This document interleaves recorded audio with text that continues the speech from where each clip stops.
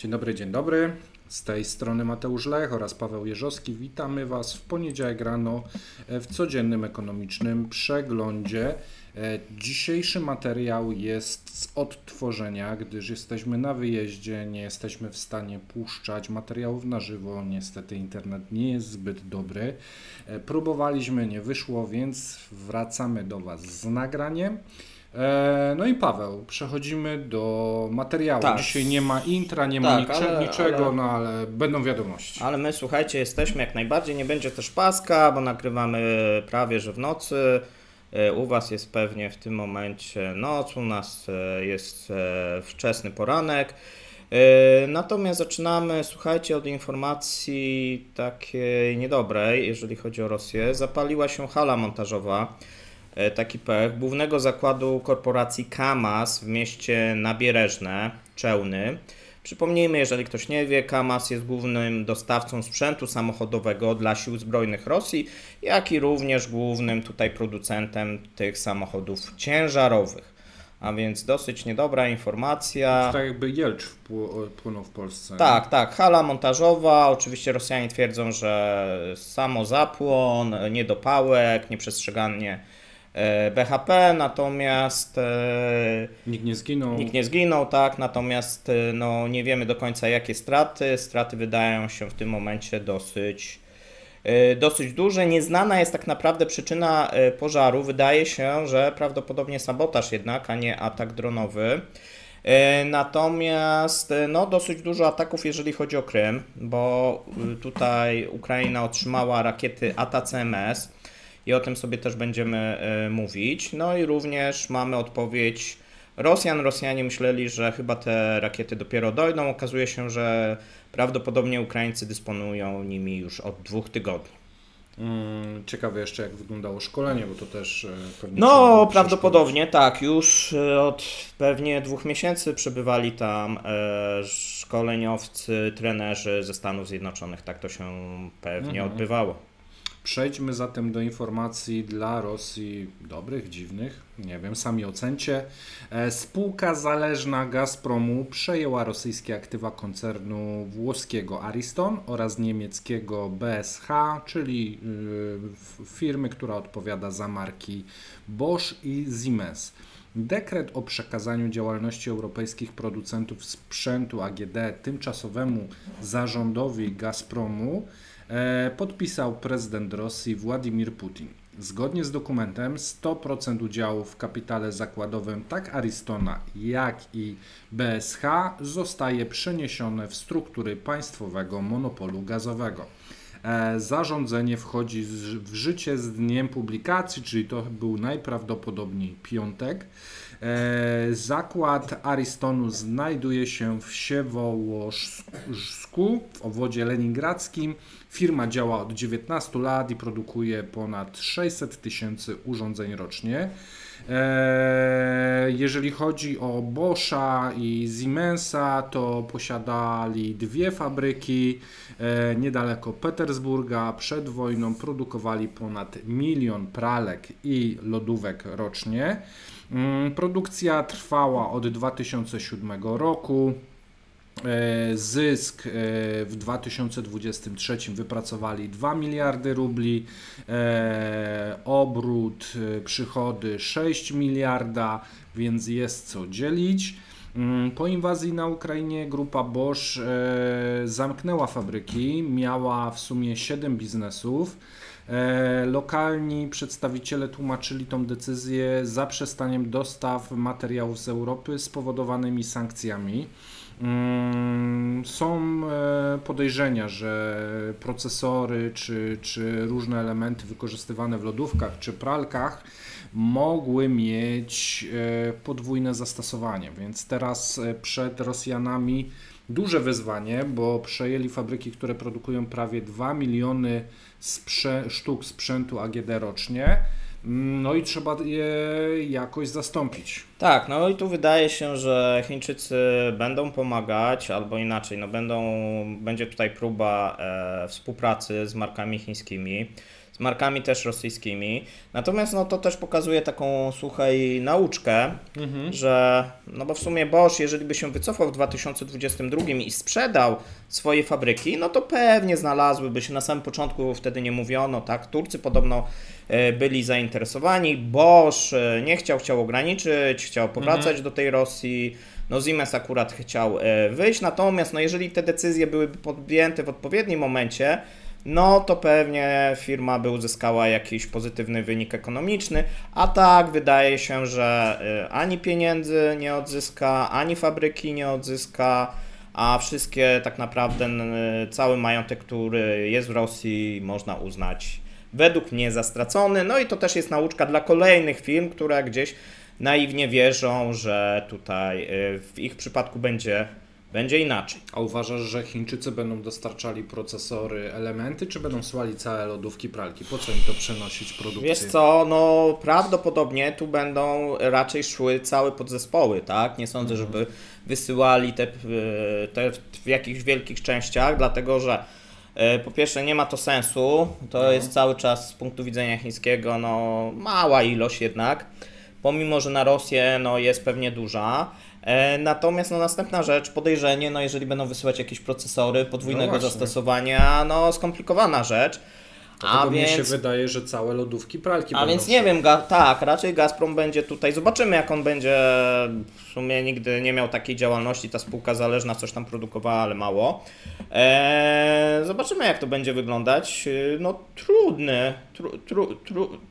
trudna jak gdyby branża na pewno, wydaje się, że tak jak z samochodami, w samochodach nie wyszło, tak, no bo były przecież te próby nie tylko montażu, ale produkcji tych samochodów, Chińczycy jak gdyby się tutaj nie zdecydowali, oprócz montowni, a widzimy, że ta montownia na przykład Moskwicza w tym momencie jest bankrutem, tak, no bo mamy tam tutaj tego hongkongskiego udziałowca, który żąda jakieś tam kwoty, no i w tym momencie chce ogłosić bankructwo Rosji. Mówię Rosji, bankructwo Rosji może też w sumie, ale tak, bankructwo w tym momencie tej fabryki.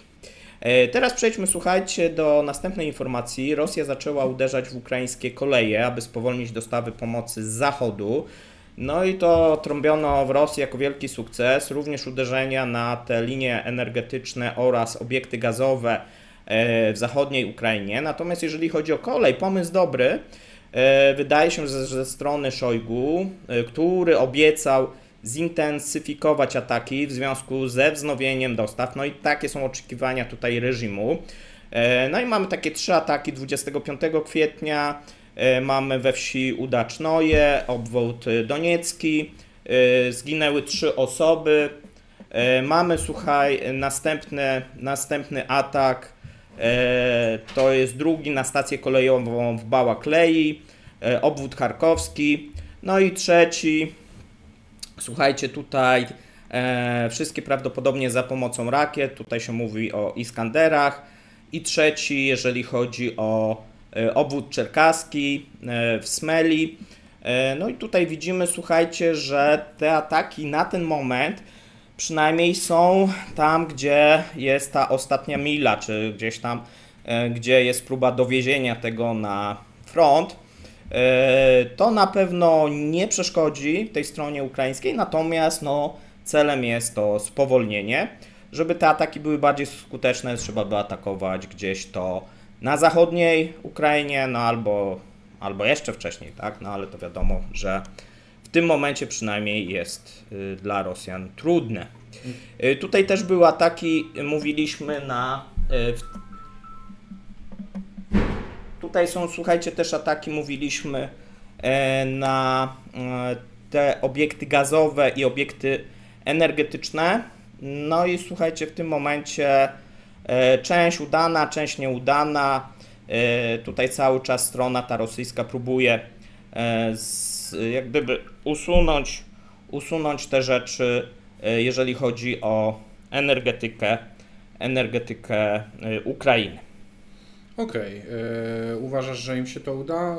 Ograniczą w jakiś sposób te dostawy, czy one są logistycznie już tak przećwiczone przez NATO, że...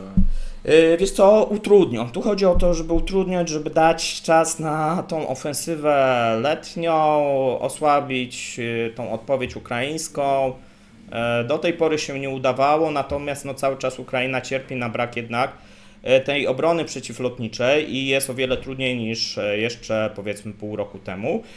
Są zapowiedzi również, że ta obrona przeciwlotnicza dotrze. Zobaczymy. Myślisz, że będą dostarczali broń Ukrainie, gdy Ukraina nie ma obrony przeciwlotniczej? Przecież to jest wystawienie, wiesz, na strzał. Z tego co wiemy, to już są odpowiednio dostarczone, a więc zobaczymy, tylko cały czas jest niewystarczająca ilość. Okej, przejdźmy dalej.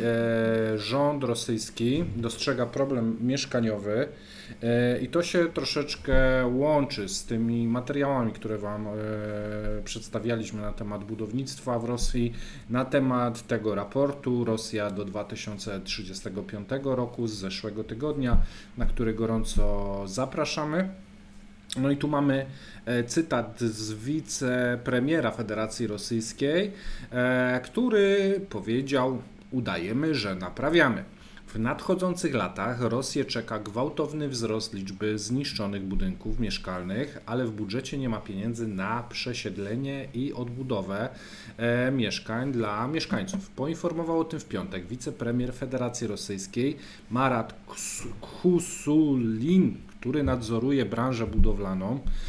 Według niego już co 7. zasób mieszkaniowy, słuchajcie, 400 milionów metrów kwadratowych z 2,6 miliarda metrów kwadratowych wymaga kapitalnego remontu. Tylko że kapitalny remont w Rosji to troszeczkę odbiega od tego, co u nas uznajemy za kapitalny remont. Tam kapitalny remont to znaczy, że klatka schodowa jest taka, jak widzieliście na przykład w styczniu, i łazienka się zapada do piwnicy. Więc mamy taką sytuację w prawie 400 milionach metrów kwadratowych. Naprawy, za które pobierane są pieniądze od mieszkańców, czy to w formie czynszów, czy jakichś funduszy remontowych, wicepremier nazwał profanacją. I tu mam cytat: mieszkańcy udają, że płacą, a my za te pieniądze udajemy, że remontujemy. Wyjaśnił zasadę. Według wicepremiera sytuacja może w nadchodzących latach tylko się gwałtownie pogorszyć. Według wstępnych prognoz Ministerstwa Budownictwa do 2030 roku w stanie, tu słowo klucz, ruiny, będzie około 40 milionów metrów kwadratowych mieszkań.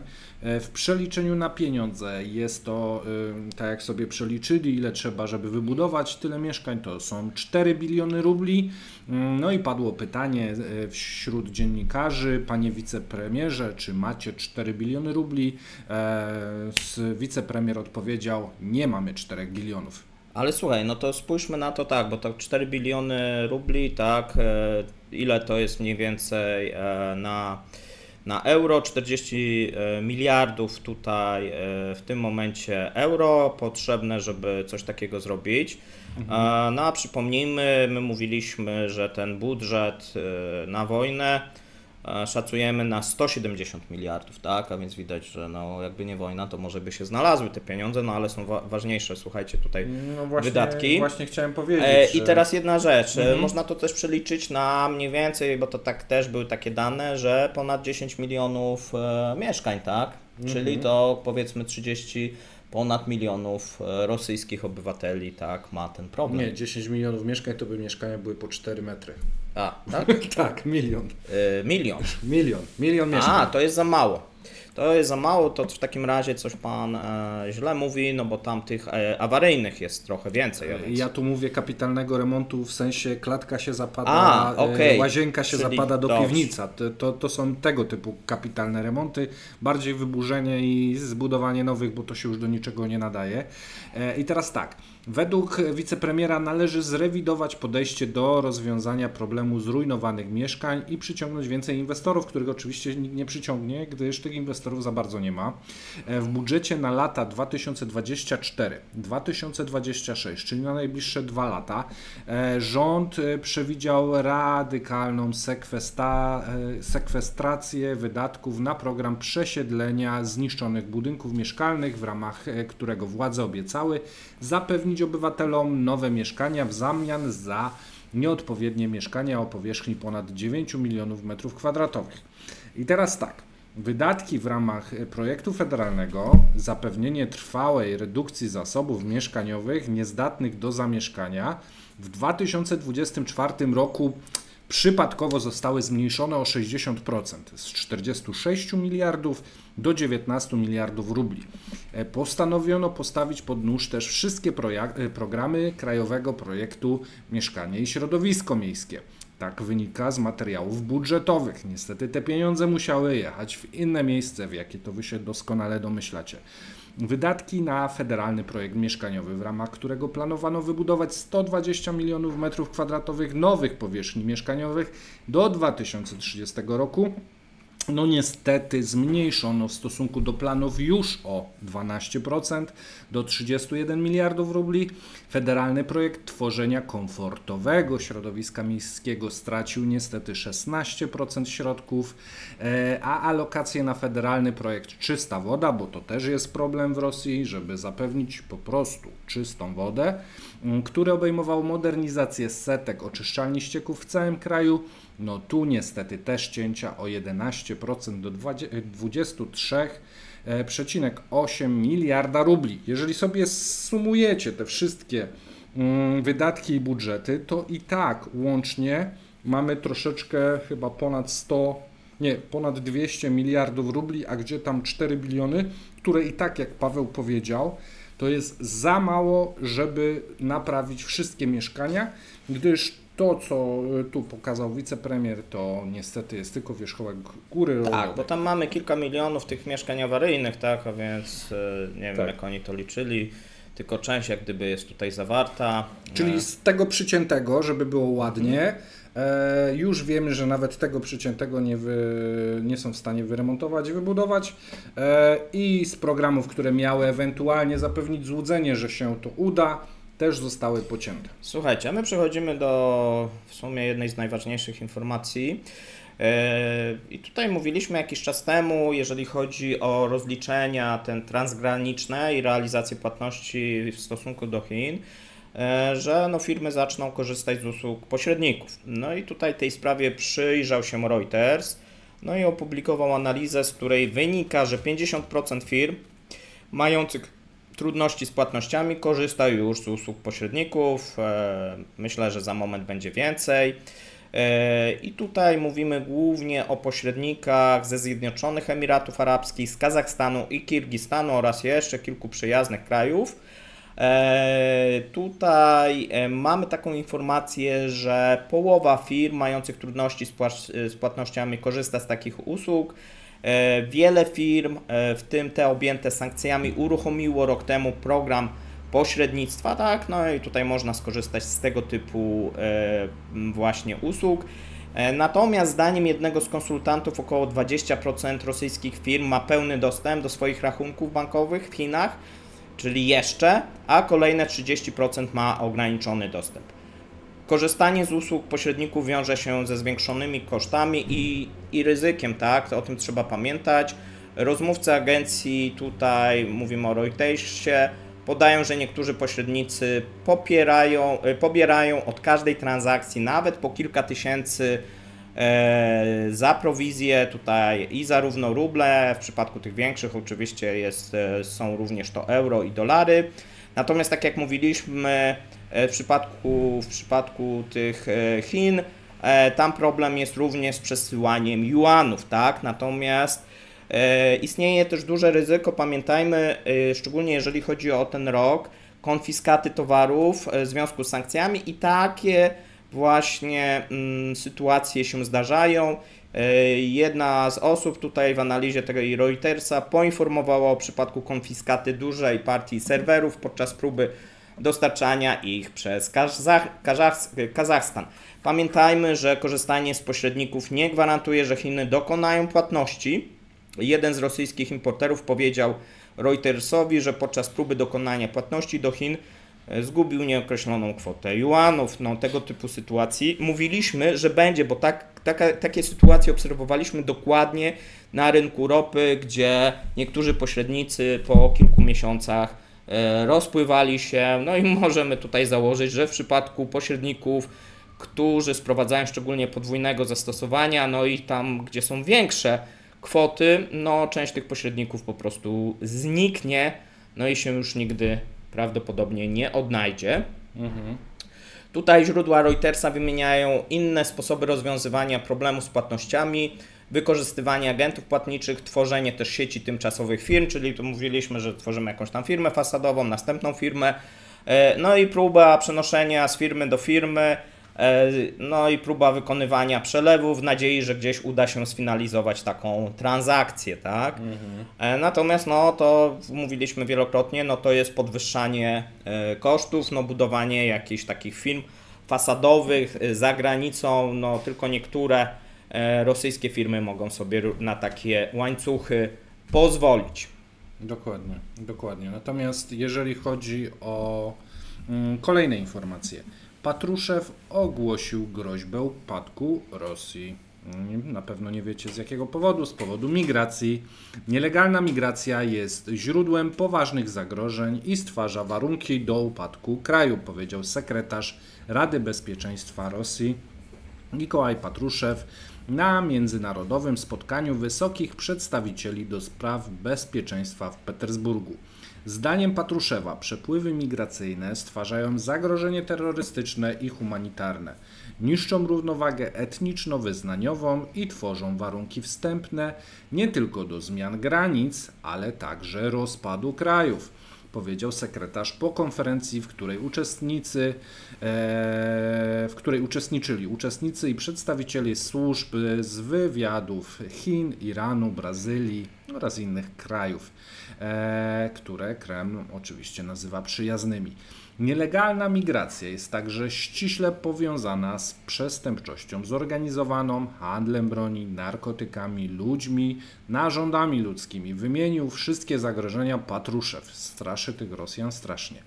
Dodał też, że opinię podzielają wszyscy uczestnicy konferencji, która od 2010 roku odbywała się pod patronatem Rady Bezpieczeństwa Rosji. Niedawno też Putin powiedział, nie wiem czy pamiętasz, że jeżeli chodzi o migrantów, to nimi nie będziemy zastępować tej siły roboczej, że idziemy w robotyzację. Tak, automatyzacja, robotyzacja, no i te osoby, które w rządzie jeszcze są i wypowiadają się, że Rosja sobie nie może pozwolić na taki odpływ migrantów, są w tym momencie, słuchajcie, w mniejszości. Te bardziej radykalne, można powiedzieć, skrzydło reżimu, które nawołuje, żeby po prostu nie przyjmować migrantów. Też widzimy, że w Rosji, za moment będziemy mówić, no, odbywają się samosądy, lincze, gwałty, tak, różnego typu napięcia na właśnie tym tle etnicznym i to po obu stronach, tak, no bo ta strona atakowana, tak, czyli migranci też starają się bronić, no i dochodzi do, można powiedzieć, no różnego rodzaju, na ten moment przynajmniej incydentów, tak bym to nazwał, bo to nie są jakieś zamieszki, tak żebyście zrozumieli, tylko różnego rodzaju incydenty, natomiast no może się okazać, że to się rozwinie. Zaraz sobie też o tym powiemy. Tak.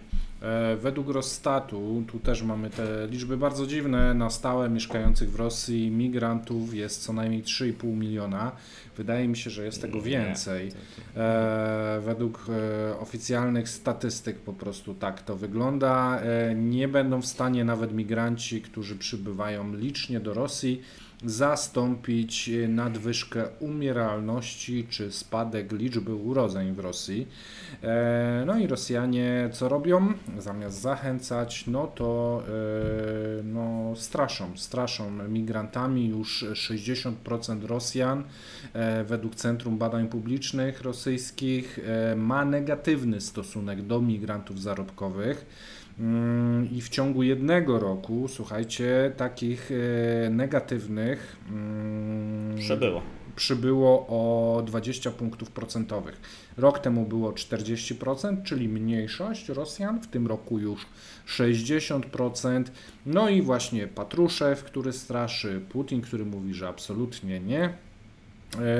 A w rządzie pojawiały się też pytania, że opinie, że trzeba ściągać jak najwięcej. W rządzie akurat tutaj jest bardziej umiarkowany, natomiast oni są w mniejszości, szczególnie po tej wypowiedzi Patruszewa, no bo on tutaj twierdzi, że to zagraża bezpieczeństwu Rosji. No i słuchajcie, mamy już efekt pierwszy. Ministerstwo Spraw Zagranicznych Tadżykistanu wezwało swoich współobywateli do powstrzymywania się od podróży.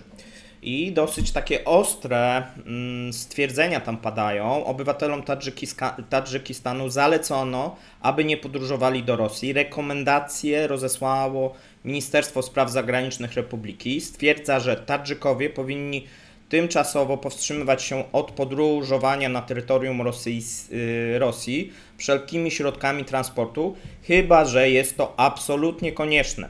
No i tutaj powody nie są określone, natomiast my się oczywiście domyślamy, no i tutaj również jeżeli chodzi o Tadżyków, wiedzą jakie są powody. Wcześniej przypomnijmy, że Ministerstwo Spraw Zagranicznych Tadżykistanu ogłosiło gwałtowny wzrost nieuzasadnionych odmów obywateli tego kraju na wjazd do Rosji. Przedstawiciele Departamentu poruszali tą kwestię na spotkaniu z ambasadorem Rosji, Semionem Girkoriewem. No, mamy też, słuchajcie, informację, że ponad 1000 obywateli Tadżykistanu umknęło na punkcie kontrolnym w Sagarchinie na granicy Kazachstanu i obwodu orenburskiego. No tutaj mieszkańcy Republiki skarżą się, że dzisiaj mamy 29, tak, że od 22, czy od tygodnia funkcjonariusze FSB nie wpuszczają ich na teren kraju, powołując się na awarię systemu, a dzieci do 14, dzieci do 14 roku życia, osoby powyżej 60 roku życia oraz obywatele innych krajów mogą wjechać swobodnie, czyli twoje dzieci mogą wjechać, a ty na przykład nie możesz wjechać, tak? Według naocznych świadków Tadżykowie są przesłuchiwani, Straż Graniczna sprawdza także ich smartfony. W związku ze wzmożoną kontrolą na granicy utworzyły się kolejki samochodów z tadżyckimi właśnie tablicami rejestracyjnymi. No i tutaj jest próba właśnie dostania się do Rosji, natomiast to dostawanie się do Rosji coraz trudniejsze, no i też mamy, można powiedzieć, dużą niechęć do tego, żeby Rosja przyjmowała. Okej, mamy już prawie koniec. Ja zanim przeczytam Wam ostatnią, wydaje mi się dosyć ciekawą informację, zapraszam wszystkich, którzy nie obejrzeli naszych weekendowych odcinków. Nagraliśmy wcześniej, tuż przed wylotem, z Łukaszem Kobierskim chińskiego CEPA, więc jest na kanale. No i w sobotę pojawił się Jaruski, który też udało się zmontować tuż przed wyjazdem. A teraz krótka historia o tym, jak pieniądze się pierze i sprzeniewierza, choć to tylko moja osobista teoria. Spółka Centrum Moskwa, w której współwłaścicielką jest Elizawieta Pieskowa, córka sekretarza prasowego prezydenta Rosji Władimira Putina, Dmitrija Pieskowa, osiągnęła w 2023 roku rekordowe przychody. W porównaniu do roku 2022 przychody spółki wzrosły niemal czterokrotnie i wyniosły 500 milionów rubli, a zysk netto wzrósł z 24 do 30 milionów rubli. Córka Pieskowa jest współwłaścicielem 1/3 centrum, pozostałą część posiada dyrektor generalny Jewgenij Litwinow. Teraz oczywiście muszę układać zdania tak, aby nie być posądzony o za daleko idące interpretacje, więc uwaga, gra słów. Firma zarabia rzekomo na organizacji wystaw muzealnych, stoisk wystawowych i przestrzeni artystycznej. Produkuje treści interaktywne i multimedialne w dowolnym formacie oraz zapewnia wsparcie PR wydarzeń. Wśród jej klientów, którzy są całkowicie obcy i nie mają związku z panią Pieskową, są rząd Moskwy, Ministerstwo Rolnictwa, Ministerstwo Przemysłu i Handlu oraz inne agencje rządowe. Po prostu tak się przetargi układały, no i wygrywała. Jednocześnie na stronie centrum nie ma publikacji na temat pracy w 2023 roku, co jest absolutnym przypadkiem, a wy się nie interesujcie za bardzo, bo po co wnikać. Spółka założona w 2004 roku zaczynała zarabiać duże sumy dopiero i całkowicie przypadkowo po inwazji Rosji na Ukrainie. W pierwszym roku wojny przychody firmy wyniosły 137 milionów rubli, podczas gdy przed wojną liczba ta była zaledwie 72 razy mniejsza, 1,9 miliona rubli, i to też jest tylko i wyłącznie zbieg okoliczności. W 2022 roku centrum odnotowało kilka dużych zamówień. Firma brała udział w organizacji Międzynarodowego Forum Eksportu Made in Russia. To musiały być bardzo ciekawe wystawy i chętnie bym zobaczył, co reprezentowali Rosjanie. Teraz garść informacji zupełnie, ale to zupełnie nie związane z powyższą sprawą. W 2017 roku Fundacja Antykorupcyjna Aleksieja Nawalnego dowiedziała się, że córka Pieskowa była właścicielem 25% francuskiej firmy Sirius, która była właścicielem 180-metrowego mieszkania o wartości 1,77 miliona euro w elitarnej dzielnicy Paryża. Pani Pieskowa założyła tę firmę wraz ze swoją matką. To jest tylko ciekawostka historyczna, a to, że Fundacja Antykorupcyjna Nawalnego publikowała takie informacje, to tylko i wyłącznie przypadek. Według deklarowanych dochodów była rodzina marszałka Kremla nie miała pieniędzy na zakup tej nieruchomości. Sam Pieskow zaprzeczył, jakby miał cokolwiek wspólnego z zakupem. Powiedział też, że jego córka mieszkała w Paryżu bardzo biednie, w spartańskich warunkach.